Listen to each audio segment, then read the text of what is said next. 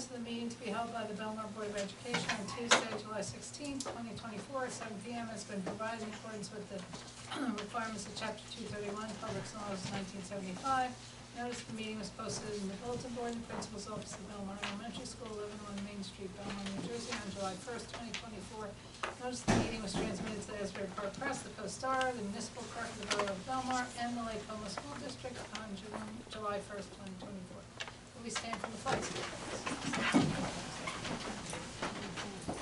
I pledge allegiance to the flag of the United States of America and to the republic for which it stands, one nation, under God, indivisible, with liberty and justice for all.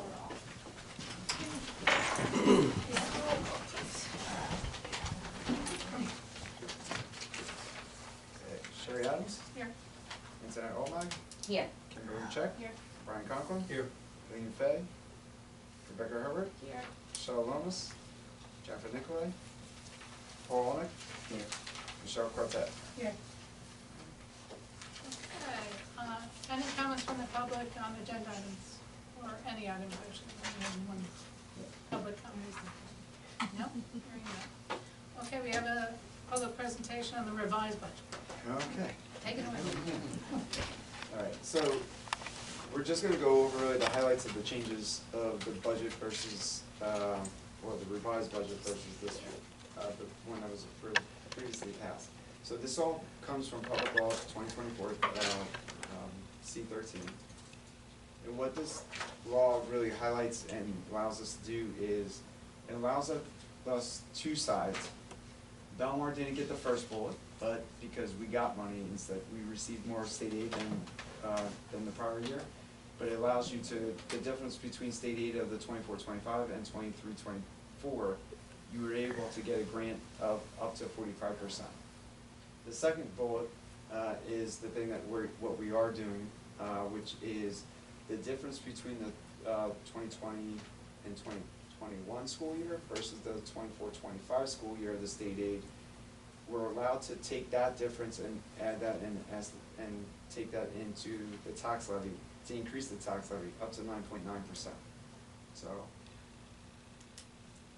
just to let you know, so this is the effects of the S2 calculation. Right, so in the 1920 school year, we had $938,000 in school aid, and each year it was reduced until the 24-25, where we received actually additional $75,000. But the cumulative effect of this, in total over the 5 years, is $660,000. Right, so that's how much we lost. So the 39,000, then the following year we lost 63,000. Well, technically right there we lost over that 100,000 plus the 39, so that's how that it jumps from 39,000 to 142. All right, so cumulatively it's 660,000. So every time you lose something, you lose that plus in the following years. Yeah. Okay.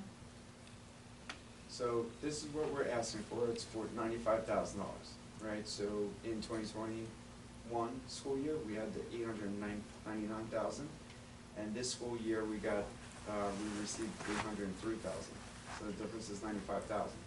The 95,000 still has us losing from the state aid cuts over the accumulation of it of 564,000. So here's our increases and decreases of the tax levy. So in 24-25, this 4.31 will be the new percentage increase of the tax levy, which really is increased by 1% compared to what we previously already passed in April, right? So the 95,000 really is increasing the tax levy by 1% because our tax levy is at over that $9 million mark. So this is the comparison here of the revised budget on the left versus what was already passed in April. So to go up this 95,000 on the average price of the home, well, why is that different? Sorry, the value, the difference though for like the 400 or the 750 or the $1 million mark, you can see is about $11 or $20, 27. I'm skipping the 16 because the values aren't the same. I didn't realize I did that. Sorry about that. So basically, if your home has an assessed value of $1 million, the difference is $27 over the entire year.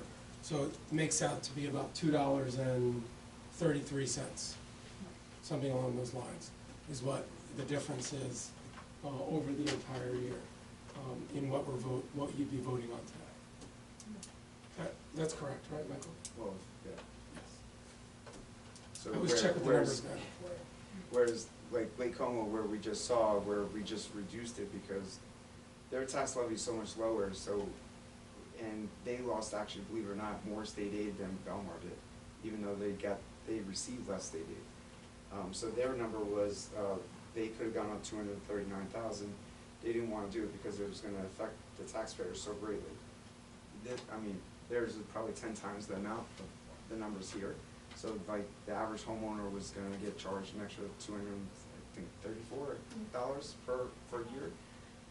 Ours is $16, like, you know, so, and we did talk about, you know, in previous conversations at previous meetings, like, you know, what we could use this for, so.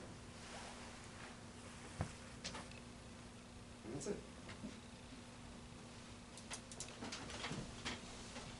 Anybody have any questions? Okay. And any public comments on that revised budget?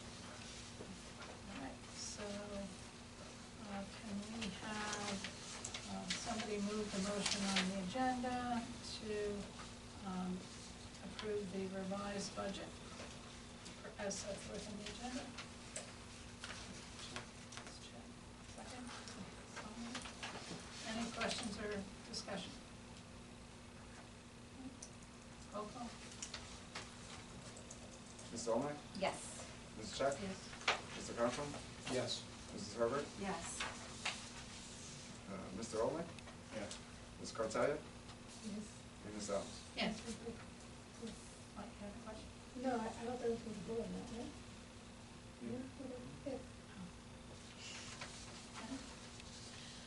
Okay, so I think that's all our business, right? That's it. We have one executive session item, there will be no action, and we will just come back to adjourn. So in essence, this effectively ends the meeting, but I'll read the names. Whereas Section 8 of the Open Public Meetings Act 10.4.12 permits the exclusion of the public from a meeting in certain circumstances, and whereas this public body is of the opinion